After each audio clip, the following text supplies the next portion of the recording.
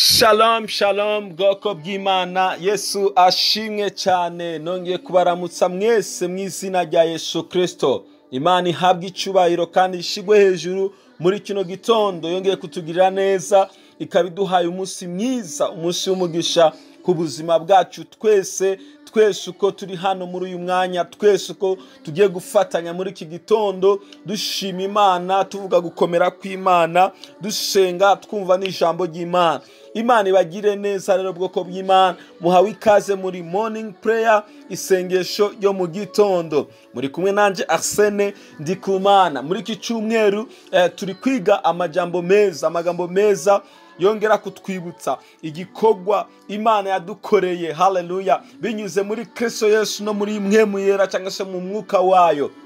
Uyu munsi muri iki cyumweru turi kwiga ijambo rivuga ku mwuka w'Imana, kuri mwemu yera. Yesu ashimwe cyane. Mwibuke ngo turi mu cyumweru ca Pentecote, twitegura kugendererwa n'umwuka w'Imana. Nk'uko intumwa zari ziri ahantu hamwe, Imana yohereza umwuka wera, mwemu yera arabamanukira, buzura imbaraga z'Imana, batangira kuvuga mu ndimisha, haleluya, batangira kuvuga ubutumwa bwiza, ibimenyetso n'ibitangaza birabakurikira, kubera ko hari imbaraga zidasanzwe Imana yarungitse mu buzima bwabo. Nshuti yanjye uri kuranyumva, iki gitondo nawe uri hose, birashoboka ko wakwizera Imana ikongera kandi ikagusukaho imbaraga zayo, ikagusukaho mwemu wera, ikagusukaho umwuka w'Imana ku buzima bwawe, ugatangira kuba ubuzima bwo gutsinda, ubuzima bwo gukoreshwa ibitangaza, ubuzima bwo gusenga Satana agahunga, abadayimoni bagahunga mu buzima bwawe. Igihe rero kirageze kandi kirasohoye, aho Imana isubira kandi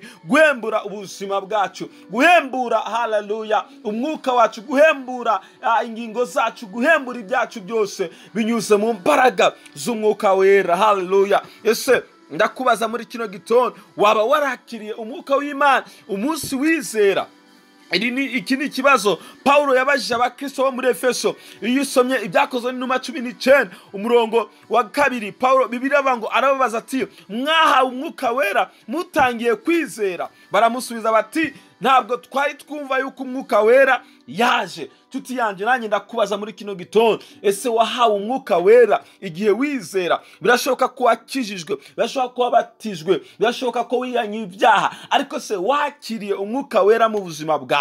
Hari ijambo ryanditswe muri Matayo igice cya 3 umurongo wa 11, Bibiliya avuga ngo jeho ndababatirisha amazi ngo mwihane. Uyu ni Yohana mubatiza ariko aravuga ngo je ndababatirisha amazi ngo mwihane, ngo ariko uzaza hanyuma yanje andusha ubushobozi, haleluya. Yarari kuvuga Yesu ngo nibikwiye ko mutwaza inkweto. Umva ko Bibiliya ikomeza ivuga ngo niwe uzababatirisha umwuka wera n'umuriro, haleluya, haleluya. Ndagira ngo ubwire ngo Yesu amaze kuza mu isi, haleluya, yaraducunguye, yaradupfiriye, yatubabariye ibyaha. Twarabatijwe bamwe mu mazi menshi, abandi twarihanye ibyaha, ariko reka nkubwire, ntabwo bigomba kugarukiraho. Turashaka kugera no kundi rwego ko kwemerera Kristo akatubatirisha umwuka wera, akatubatirisha imbaraga z'umwuka wera, kugira ngo tubashe guhaguruka, haleluya, duhaguruke mu mbaraga zidasanzwe, dukoreshwe n'Imana, kubera ko twuzuye umwuka w'Imana mu buzima bwacu.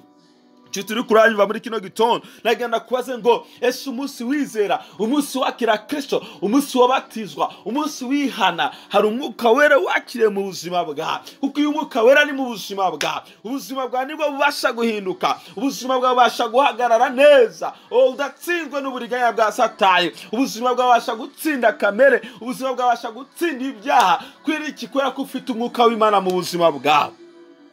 Nagenda kwibutse muri kino gitondo ngo udafite umwuka w'Imana mu buzima bwawe, ntabwo bishoboka ko watsinda intambara uhura nazo, ntabwo bishoboka ko ubuzima bwo kunezereza Imana. Ukeneye umwuka w'Imana mu buzima bwawe, ukeneye umwuka w'Imana muri wewe, ukeneye umwuka w'Imana kugira ngo agukoreshe ibidasanzwe mu buzima bwawe. Icama muri kino gitondo, Yohana ararangije kubivuga, iravuze ngo uzaza inyuma yawe ngafite ubushobozi bwinshi cyane, rwose ababatiza mu mwuka no mu muriro. Iki gitondo ndashaka ko dusenga, twinginga Imana itubatize mu mwuka no mu muriro, itubatize mu mbaraga z'umwuka wera, kugira ngo tubashe kugendera muri izo mbaraga natwe. Oh haleluya, birashoboka ko wakwizera muri kino gitondo ukakira uwo mwuka w'Imana mu buzima bwawe. Reka ngusabe usengane nanjye muri kino gitondo wakira imbaraga z'Imana mu buzima bwawe. Data mu izina rya Yesu Kristo ndasengera mwene data reka aranyumva muri kino gitondo cyangwa se amasaha yose aherereye mwami mu izina rya Yesu Kristo.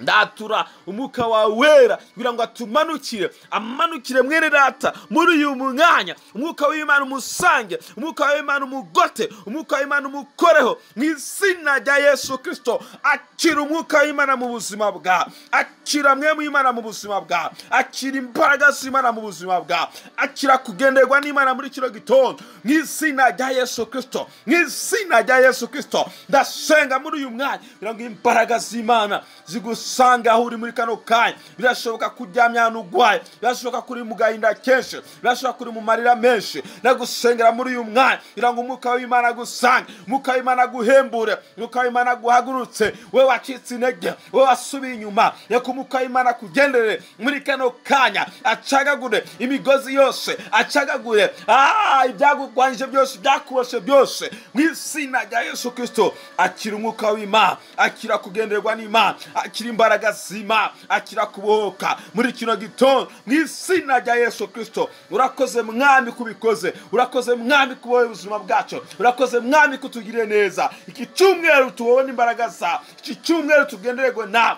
uko tutigeze kubibona, uko tutigeze kubyumva, kuko uri Imana y'imbaraga, uri Imana y'ubushobozi. Icyubahiro kibi cyawe mwami mu izina rya Yesu Kristo. Amen. Uwiteka bagire neza, mugire umunsi mwiza, musangize abandi isengesho, nabo bahabwe umugisha. Mwarahezagiwe. Shalom shalom.